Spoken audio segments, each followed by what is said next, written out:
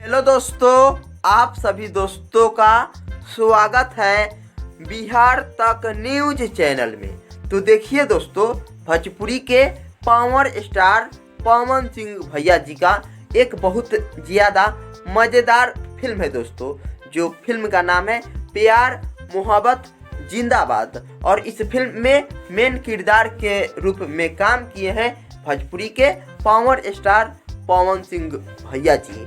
और प्यार मोहब्बत जिंदाबाद फिल्म एक भोजपुरी फिल्म है दोस्तों, और इस फिल्म में सबसे ज़्यादा लव स्टोरी, इंटरटेनमेंट से भरपूर और कॉमेडी से भरपूर फिल्म है दोस्तों।